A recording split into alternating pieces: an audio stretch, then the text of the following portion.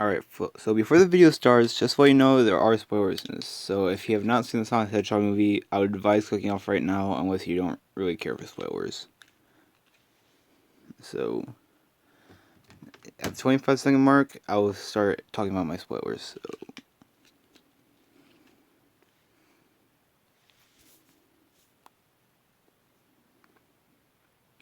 Alright, so if you're still here, that means you want to hear spoilers and my opinions on the scenes that have spoilers in it.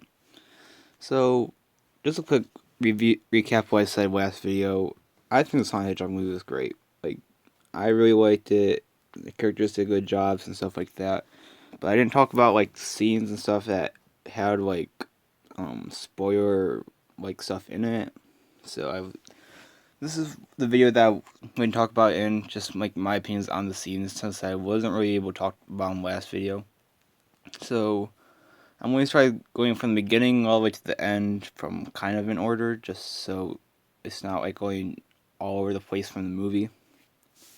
So, like, I think the introduction of how it started off as a flashback was kind of a interesting idea because it's not like the first time we've seen this before though, like in movies. Because I'm trying to think of some movies like Megamind did that, like how they start off as like a tragic accident or something, and then it goes into a flashback all the way up to the moment. Like I thought that was cool though, like not like dynamic, but just kind of interesting, just to show background of like what's going on. And then yeah, so then there's Baby Sonic, which I think that's a good introduction to um to Sonic's childhood. Like it showed how like where Sonic came from and how he got to Earth, like his caretaker and stuff. Which we actually never seen Sonic's parents in the movie because I don't know if Sonic's parents are even in the game. I just don't I don't think Sonic's parents are in the game or like, any of the games, but I don't like they weren't in the movies. So Sonic's caretaker was like a owl. And then it showed an Echidna tribe attacking him, which I think that was kind of interesting because that could hint to like Knuckles being in a possible sequel, which I'll get into a bit more later.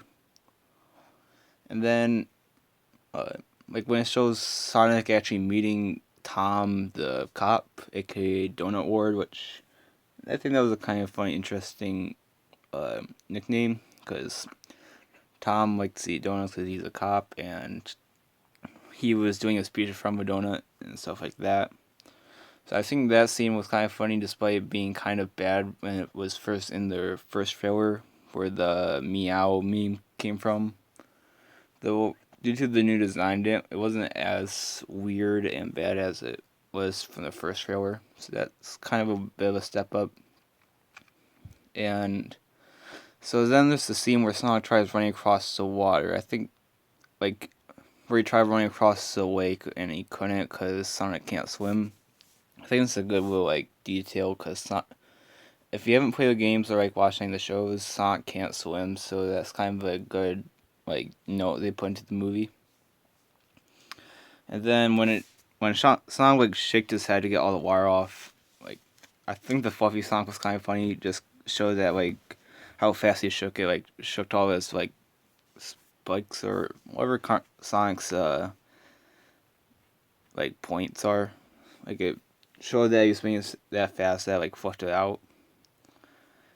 Um, then there's the bar fight scene. I thought that was actually kind of cool because the part where like Sonic ran around like really fast, like to slow everything down and move Tom out of the way and just put everyone else into like a part where they'll like get beat up and stuff. I thought that was kind of cool because it also reminded me of X-Men: Days of Future Past, where the fast guy, which I think is Quicksilver, though I could be wrong. I haven't watched the movie in a while, but like the fast guy started running around the room and like slowed everything down, moved everyone out of danger, and just defeated the bad guys. And I thought that kind of reminded me of that, just because everything's like I said, everything just slowed down. It also kind of just shows how fast Sonic can run. Then, yeah. So actually, I kind of forgot a part that I could have talked about, where going back to where Sonic was at Tom's house, like the part where Doctor Robotnik came into came into Tom's house, that was kind of like good way to show that, like it showed where I guess they actually started becoming like rivals, like Sonic and Dr. Robotnik. Like there's not too much exciting that happened at the beginning, but it had more close to the end that was more exciting. So that's why I'm kind of like not talking too much excitement. And then when they finally got to like um was it either Los Angeles or San Francisco where like I don't remember what the town was called, but it was one of those two, I think. Like that, which is we're back when Sonic dropped his wings, because during the meow part, Sonic got shot by a tranquilizing gun, and he said the city that they were at, like he said the city that Tom was willing to move to be a cop to, and he ended up opening a portal and dropped his rings there. I'm kind of starting a bit, but I thought that kind of pretty much was what the sole plot was, just because it put Sonic on the adventure and stuff. And then there's the car, like the giant tank versus Sonic part where Sonic got fell off all the robots, like the giant tank, then the smaller tank thing, like the four-wheeler, and then the one-wheeled egg, and then just the tiny one. I thought that was kind of interesting, like each like first it started with Sonic defeating the giant one, then I think Sonic beat the second one or something like that, and then I remember Tom beat the third one with the crowbar or something, and then Sonic tried pointing the helicopter blazes off the little tiny one, and then creating a bomb, so they run to the woods or something. I thought that was kind of interesting, because it just shows that Dr. Robotnik wasn't going to give up, because just picking the games, Dr. Robotnik does not give up on catching Sonic. So that just shows that his personality is the same as in the movies. And then after like they got to either it was like San Francisco or Los Angeles, yeah, you don't remember what city it was, so sorry about that. I think that's when the movie started to pick up a lot more, like where the match more balance was and stuff. And then when Sonic tried outrunning Dr. Robotnik, started throwing the rings to different areas of the Earth. I thought that was pretty interesting. Like he threw it to Egypt one portal, and then he threw it to the Great Wall of China another portal, and then I think France another one, and then back to where they were at before, like the city. I'm just going to say city instead of Los Angeles or San Francisco, just because that's a bit more quicker. Yeah, like I thought that was kind of interesting where he tried losing them but couldn't. But the thing is, in the trailers, it shows Sonic at Hill Zone as a teenager, despite him never actually being there as a teenager. Like he was there as baby Sonic, but he wasn't there as a teenager, so I don't know what that was all about. And then I think how the final battle is at Green Hills, not the actual Green Hills from Sonic, but like the one that's an actual place in real life. Like I thought that was kind of interesting how we referenced the first boss battle with Sonic, where you just jump on Eggman's ship.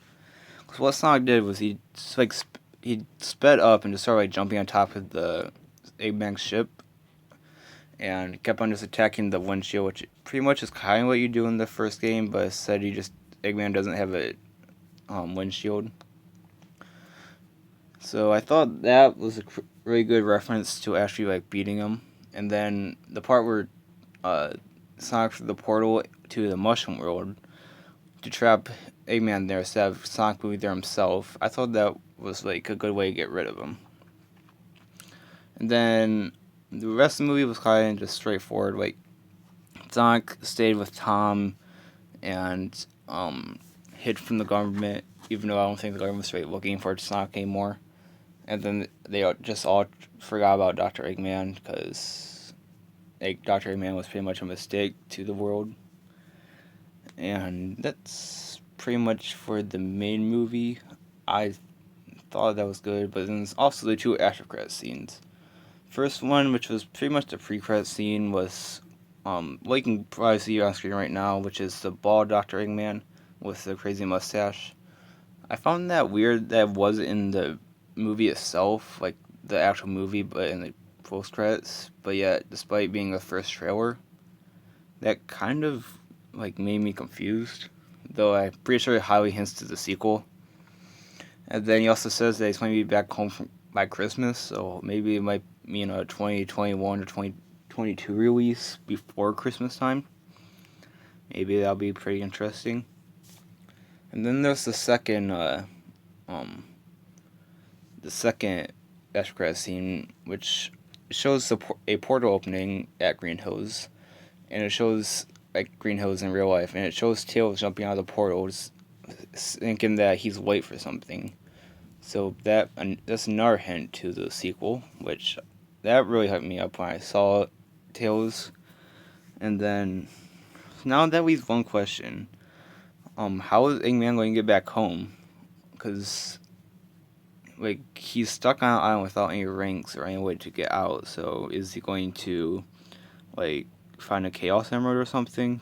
Because I've been watching a lot of Sonic X, and the Chaos Emeralds can teleport people or like teleport anything to a different world or dimension. So that may be what's going to happen. Because if you haven't seen Sonic X, everyone gets teleported to like real world from wherever world everyone was at, like Sonic and stuff and Eggman. So maybe that's what's going to happen. That's how Eggman's going to get back home. He's probably going to use the Chaos Emeralds or something. That's just my theory. So I'm trying to think of other things that happen. Like, I think the after credit scene was really good because Speed Me Up music video, like how it used the 8-bit or 16-bit sprites that were in the actual music video in the credit scene.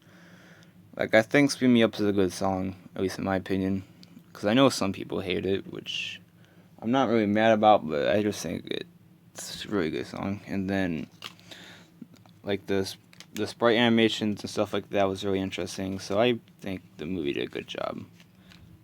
So regarding that, there isn't a whole lot else I can talk about. I really enjoyed the movie. If you guys enjoyed it, leave a comment saying that you did. And other than that, that's really all for now. So if you guys enjoyed, leave a comment, like, subscribe, and see you guys next video.